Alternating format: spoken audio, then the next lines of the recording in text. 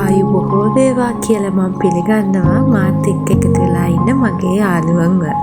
ඉතින් ඔන්න අද දවස් 365න් 27 වෙනි දවස කොහොමද ගෙවෙන්නේ කියලා බලන්න තමයි යන්නේ.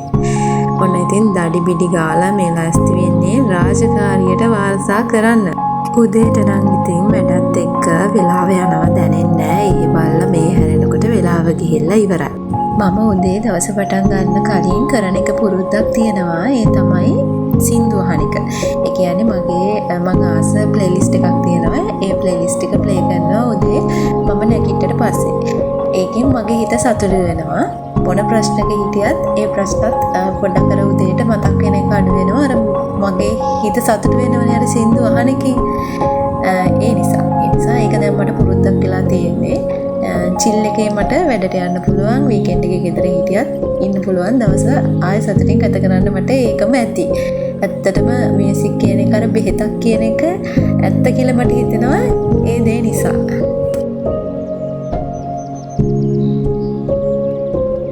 ඔන්න ඉතින් මේ තියෙන මගේ ෆයිනල් ලුක් එක. බලන්නකො මගේ හැඩ.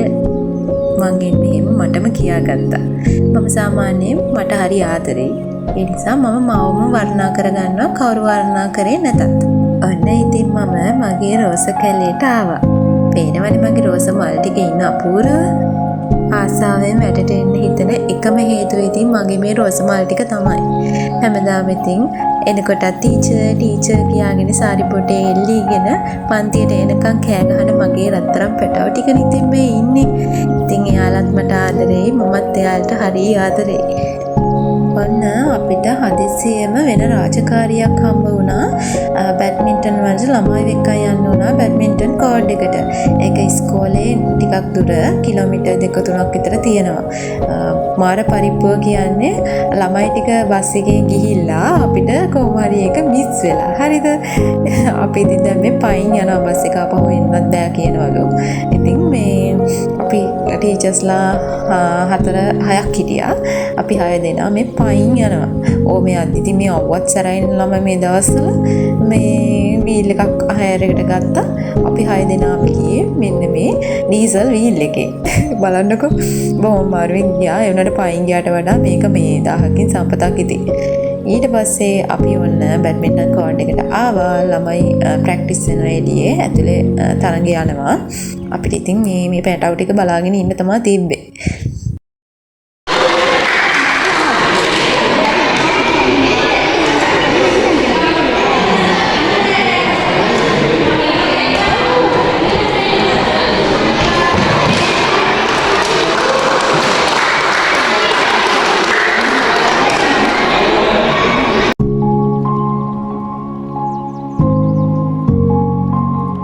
ඔන්න ඒ වැඩිත් ඉවර වෙලා ළමයි ටිකත් අරගෙන ආපහු මේ ඉස්කෝලේට යනවා.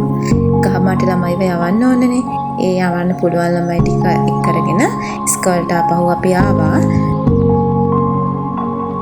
ළමයි ටිකත් ඉස්කෝලේට බාර දීලා අපි දෙන්නත් ඉතින් මේ බෝඩිමට යනවා.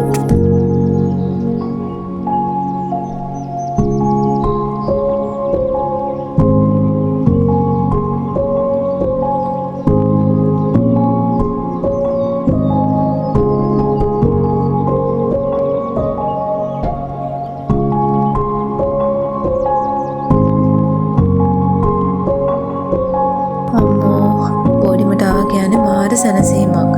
මේ දවස්වල රස්නෙත් තරහා ගන්න අමාරුයි. ෆෑන් එකක් නැතුව නම් ඉන්නම බෑ. මේ හැම පැත්තකටම වගේ මේ දවස්වල හරිම රස්නේ. මේ දවස්වල ආපු ගමන්ම දඩිබිඩි ගාලා ඉතින් යන්නේ බාත්රූම් එකට තමයි වොෂ් එකක් දාගන්න. ඒ තරමටම මේ රස්නේ මට නම් තරහා ගන්නම අමාරුයි.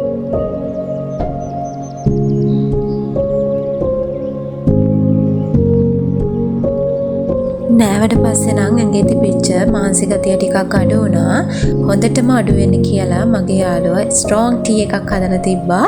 එයා හරිම රසට ටී හදනවා. මං එයාගේ ටී බොන්න හරිම කැමතියි. එයා ඉතින් මට නිතරම හදලා දෙනවා. ඔන්න ඉතින් දුවලා මේ යන්නේ එයාගේ ස්ට්‍රෝං ටී එක රස විඳින්න තමයි. තේරෙනවනේ.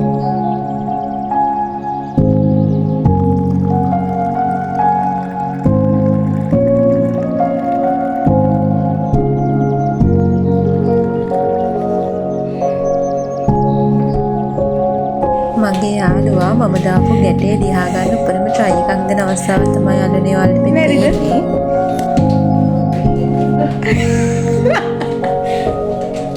ගම්මුදන්නේ නැහැ ගැටේ. හරි.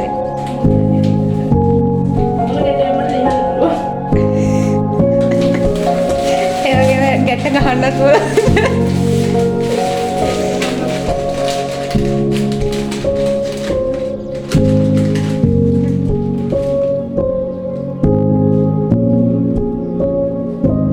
මංචි සුපර් ක්‍රීම් කැකර් පොඩි බඩගින්නට සුපර්. ඇත්තටම ඉතින් ඒක මේ පොඩි බඩගින්නට සුපර්ම තමයි. පොඟවගෙන කිරි එකේ පොඟවගෙන කනකොට මාරම රසයි. ඔන්න ඉතින් ටී එකේ පවර් එකෙන් ඔන්න මගේ අද තිබ්බ වැඩ ටික ඉවර කරගන්න තමයි මම යන්නේ. මොකද මම කැමති නෑ වැඩ ගොඩ ගහගන්න. ඒක නිකන් මොලේ කචල් වෙලා වගේ යන්නේ. ඒ නිසා මට ඕනේ තියෙන වැඩ ඉක්මනට ඉවර කරලා දාන්න.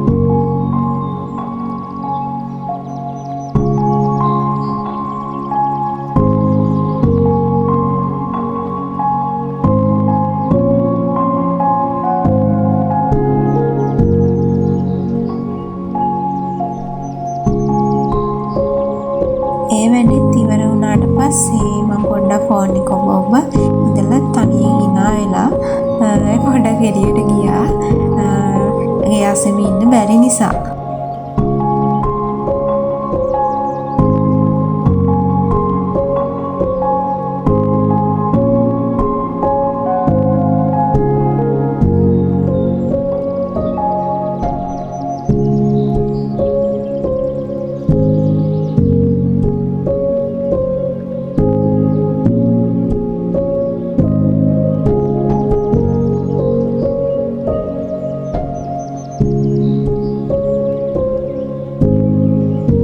ඉතින් ඇවිදලා ගෙට්ට ආවට පස්සේ පොඩි බඩගින්නක් දැනුණා. මම කල්පනා කරාට පස්සේ මතක් වුණා රාමෙන් එකක් ගෙනාව නේද එදා අපි මේ බඩු ගන්න ගියපු දවසේ. ඒක හදාගත්තා නම් හරි කියලා. ඊට පස්සේ මට යාළුවටයි එකක් ඇති ඉතින් මේ ගෙනාවෙත් එකයි. ඒක මම හදලා ගත්තා. බලමු කොහොමද රස කියලා.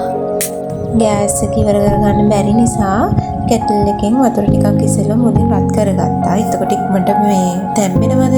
ඊට පස්සේ ඒ වතුර එක දාලා ගෑස් එකේ චුට්ටක් මේ රත් වෙන්න දීලා නොටස් එක තම්බ ගත්තා.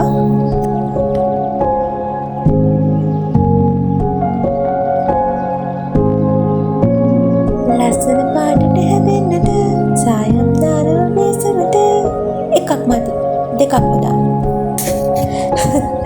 රසකාරක තමයි ඉතින් මේව හැමදාම කන්න හොඳ කෑම නෙවෙයි නේ. ඉතින් අපි කොච්චර ආස වුණත් අපි ආස කරන්නේත් අපිට අගුණ දේවල් වලටනේ. අන්න ඉතින් මගේ කයිවරුවත් එක්කම නූඩ්ලස් එකත් රෙඩි. ටනනා. දැන් ඉතින් රස බලන වෙලාවයි. කොත්තමී රාමෙන් එකේ ෆ්ලේවර්ස් 4ක් තියෙනවා. ඒකෙන් අද මම ගත්තේ සී ෆුඩ් එකක්. චීසි එකයි ස්පයිසි එකයි මම try කරලා තියෙනවා. ඒ දෙකට වඩා නම් මේක ගොඩක් රසයි. හොඳට තිබ්බා. දැන් තව එකයි try කරන්න තියෙන්නේ චිකන් මසාලා. ඒකත් පස්සේ අරගෙන බලමු. මේකේ රස ගන්න ඉතින් අමුතුවෙන් ඔයාලට කියන්න ඕනෙත් නැහැ. මම මේ මල් පෙරේතයා වගේ කන හැටියට ඔයාලට හිතා ගන්න පුළුවන් නේ. ඇත්තට මේක රසයි. මට අර අනිත් දෙකටම වඩා ඇත්තටම රසයි. චිකන් මසාලා එකත් හොඳ ඇති කියලා හිතනවා. බලමුකෝ ඉතින් අපි අරගෙන ඔක්කොම එකපාර ගන්න ඉතින් මේ සල්ලියක් නැහැ. ඒ නිසා මේ එක තමයි අරගෙන බැලුවේ. දැන් ඔයාලා කල්පනා කරනවා ඇති යාළුවට එමටයි කියලා හදාගෙන කොහොදයි යාළුවට දුන්නද කියලා. අනේ දෙනවා. මේ ඉතින් අරන් යන්නේ යාට දෙන්න තමයි. මම ඔක්කොම කෑවේ නෑ දෙන්නටම ගත්තේ. එයා හැබැයි නෝටස් කන්නේ වැඩිය. උනාට මේක රස නිසා මං එයාට බලෙන්ම ගිහින් දුන්නා. බලන්නකෝ චුට්ටක් කාලා ඇති කියන්න හැදුවේ. මං ඊට පස්සේ මේ දීලා ආවා. ඇයි යන්නේ පොඩ්ඩක් මේ වහ චුට්ටක් කෑවට මොකද හින්දලා හිටලා නේද අල්ලි. ඒක කෑවට පස්සේ දාඩියකුත් දැම්මා. ඊට පස්සේ මම මේ පොඩ්ඩක් එළියට ආවා වතුර බෝතලෙත් අරගෙන එළිය පොඩ්ඩක් මේ හුලඟ වැඩි අද ඒ උනාට රස්නේ. ඕවිද්දි මේ පොඩි මාර වැඩිකුත් උනා. බලන්නකෝ කපුටෙක් හිටියා. ඒ කපුට බයත් නෑ අනේ ළඟටම එනවා. මේ බලන්නකෝ.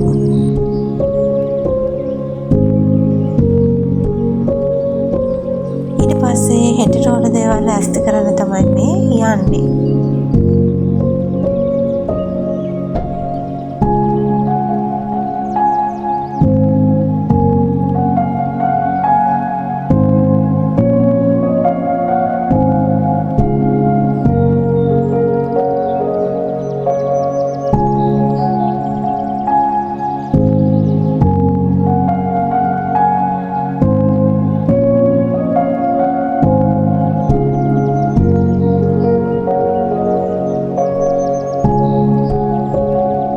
මම එනකොට යාළුවා උයන්නත් පටන් අරගෙන රැට. එයා ඉතින් රසට උයනවා කියලා මං ආල්ලි කිව්වනේ. අත්ගුණේ නම් හොඳටම තියෙනවා. ඒක අද මට තේරුනේ මම සාමාන්‍යයෙන් සුදු කකුළු වලින් එළවලුපත් කන්නේ නැහැ. හැබැයි මං අද දෙපාරක්ම බෙදාගෙන කෑවා. ඒ තරම් එයාගේ අත්ගුණේ තියෙනවා. අනේ බුදු සරණයි කියලා පදින මහත්තයටත් හොඳයි ඉතින්. සතුටින් කන්න පුළුවන්. ඊට පස්සේ ටීවී පොඩ්ඩකුත් බලලා ඉවර වෙලා එහෙම බබත් එක්ක චුට්ටක් ඉඳලා ඉවර වෙලා කුණු ටිකත් පුච්චලා අපි දෙන්න අද දවසේ වැඩ ටික අහවර කළා. ඔන්න ඔහොමයි ඉතින් මගේ 365න් 27 ඉවර වුණේ. ඔයාලා ඉතින් මගේ ඕපදූප ටික එන්ජොයි කරා නම් මේකට ලයික් එකකුත් දාගෙන යන්න අමතක කරන්න එපා. තවත් වීඩියෝ එකකින් හම්බ වෙනකම් පරිස්සමෙන් සතුටින් ඉන්න ඕනේ. බයි බයි.